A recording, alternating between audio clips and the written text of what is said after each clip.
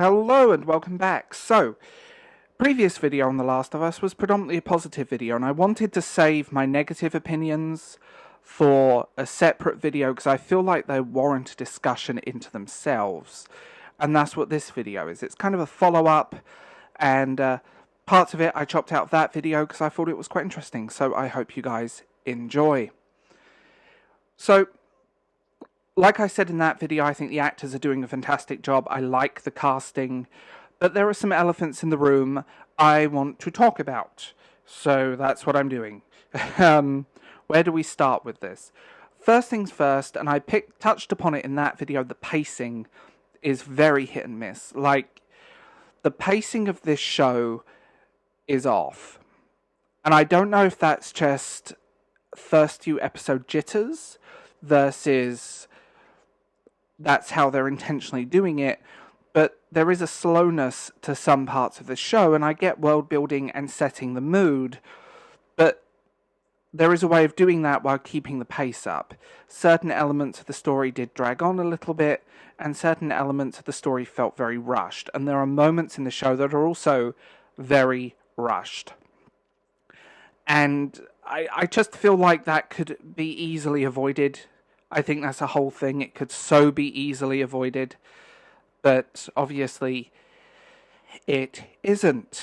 So, from that point, I want to come into casting choices. And I think all of the cast did a brilliant thing. There is one thing I do not agree with, is race swapping. And both ways. I think making black characters white and white characters black shouldn't be a thing. I don't agree with race swapping. I think if it was the other way around in this show, all hell would be breaking loose, and that's just my thing. But I will say this, in that girl's defense, she's a good actress and she actually played the part really well. It wasn't so bothersome in that point, because actually she did it well and her performance was absolutely fantastic as his daughter, despite not seeing much of her. So it's a mixed bag there. I also feel like with the show, there's sort of Chinese propaganda vibe going on with certain elements of this show. Feels a bit strange. But is that not to be expected when it comes to something made in mainstream Hollywood now, where it's pushing a very pro-Chinese message? But okay. So another issue I have is I feel like the creators of the show openly said they don't like the zombie genre. And they have toned down some of the violence of the game, and maybe that's to do with TV age ratings and things. But I feel like this is still a reasonably violent show, but it feels kind of neutered in parts, where actually the violence helped tell the story, if that makes sense. That's a thing for me, like the way The Last of Us Part 1 played out. The violence forced you to confront the characters, their own issues. I think one of the other issues that kind of crept in, believe it or not, and this is just the thing, the game is political. There is a political narrative behind the game, and you get that with any survival horror, any survival story that's telling a world that's fallen apart. But the politics was the back note of the game, where it focused more on the characters. There is some characterization here and some story beats where they've pushed the politics to the front level, where it doesn't need to be there. They could be really subtle with it and carry the same message. But maybe that's more to do with the fact that they're taking from The Last of Us 2 for some elements of characterization.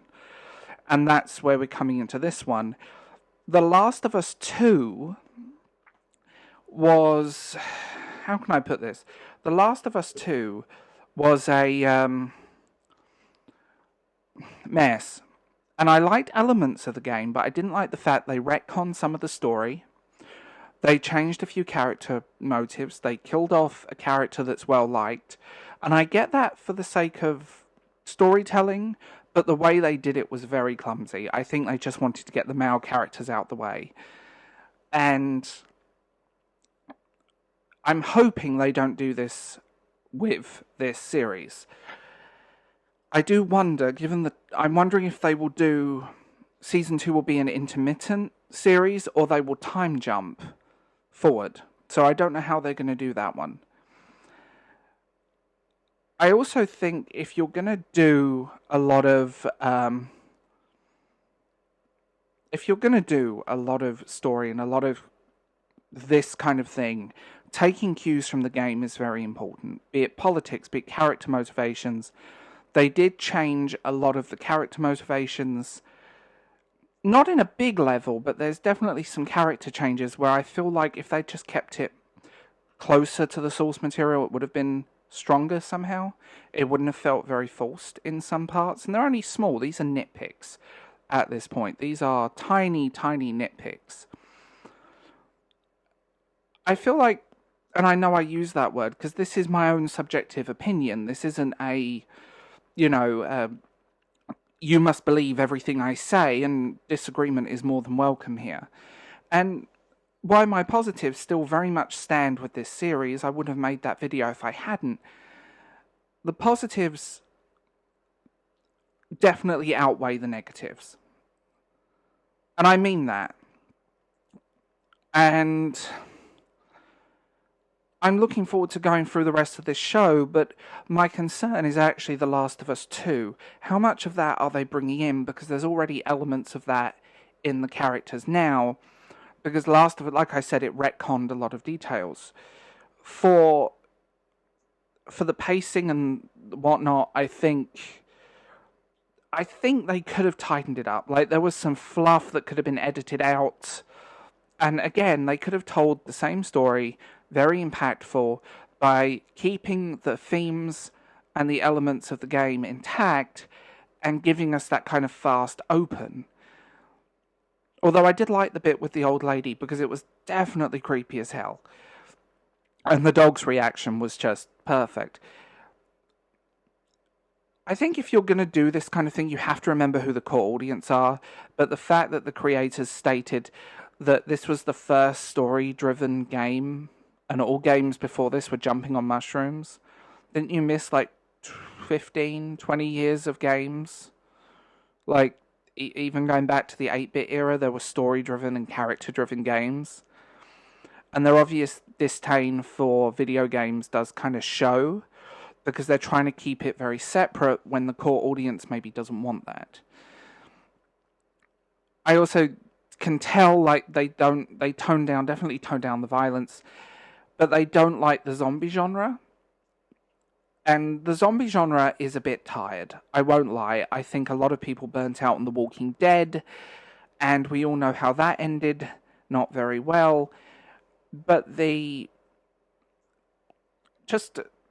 are so many ways they could have done this, but I think as long as they keep going with the kind of fixing and this doesn't continue at the end of the season, it will be great. But out of everything, the pacing drove me insane. That's like a major issue, and one that I'm still kind of questioning some of the choices. And repeating what I said earlier, you can build characters, but the fact that it's so inconsistent in places shows. And that's kind of a shame. I will say that I think if the pacing, the editing needs a bit of tightening up, and just I think the story structure overall in those first 3 episodes needs tightening up. Now, episode 3, the big, so controversial, air quotes, episode, I had no problems with this episode. But I feel like the game packed a little more impact because it felt like you were there after. It slowed down the pacing. I feel like this was like a filler episode with a story beat. And while it was and I liked the episode, but that moment in the game with the letter is actually really heartbreaking and really subtle and quite beautiful. And it's a shame that they didn't kind of take more lessons from that. Like, you could have shown the backstory and all of this, but I feel like it should have been intercut more with moving the story, the main plot line forward at this point. And I know video games and movies are a completely separate medium and there is a different way of storytelling, but there is a way to do this to make it feel... You could easily do it. I think I could. Like, my brain is editing the episodes, and I'm not professional. But they're just the pacing and some of the very obvious Chinese propaganda does kind of stick out more than anything for me. And I will say, like I said, my positives still stand completely. I think the actors are great. And I did touch upon this in my review. And I feel like the casting has actually been perfect. Although I do miss Joe's voice. I miss his voice. Like, the video game voice. I don't know what it is. Maybe it's just the way that I'm used to hearing the character. But I think the way they portray him is really good, and I love his relationship on screen. It needs tightening up. It needs that kind of... Someone saying, well, the pacing. I know I keep coming back to that, but that's what drove me insane the most.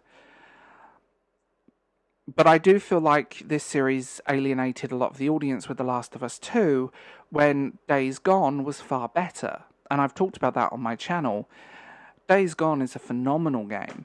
And I mean that. Despite being overly long. That's one of my big criticisms of that game. It was very, very long. And I like a long game. I like getting my money's worth out of it. Don't get me wrong. But there was a lot of that game that felt very... We need to put this here just to fill in a gap and give people more to do. And took you away from the story. And like I said as well, the sort of pushing the game's politics to the foreground when the politics of the game was handled so well and in such a subtle way that it actually let the audience make up their mind on it. It was there, but it was a back note, and you're always going to have politics in this kind of thing. It's the nature of survival. It's the nature of... It's the nature of this kind of world. What happens after everything stops? What happens when we are reduced to basically the Old West? What happens when we are reduced to a world that is nothing like we have now? It would change. The world wouldn't be what it is. Politics wouldn't be what it is. And I think just bringing that up to the foreground was a problem. Just in terms of story structure, actually. I had no issues with the politics, but it just needed to be that back note, that note behind the characters, not pushed to the front. And I think that's... But again, I think that's more to do with the pacing issues, because some of the stuff feels like they just put it in there to make up the length of the episodes. Maybe shorter episodes, better tighter editing, better pacing... I think that would actually fix a lot of the problems. And, you know, coming out of it, I really did enjoy the show. I think it's a great show. But it just needed to... I think it needs people that understand the game behind it rather than the showrunners they have. And I think that really does show. They obviously don't understand video games. They don't like the format. And there is a lot of snobbery in the film industry to video game adaptations. And there are some that I love. And there are some that I definitely hate. And there are some that are definitely guilty pleasures. I mean, I love the Angelina Jolie Tomb Raider movies. And ironically, they're exactly what they need to be. That's it. They didn't need to be anything deep. They just needed to be what they are. Fun. Brain, switch off, fun. Sonic the Hedgehog movies are great. They're brilliant films. I mean, just, it's that thing. I like the first Resident Evil, for example. The rest of the films were terrible, but that first one was very good. So it just depends on how it's done and how it's handled, and I think you can create something quite brilliant, but I think they just need to bring in people that understand the games and understand the characters and understand the story and medium they're telling. So, tell me what you think in the comments below. I will see you guys later, and I hope you guys have a wonderful day.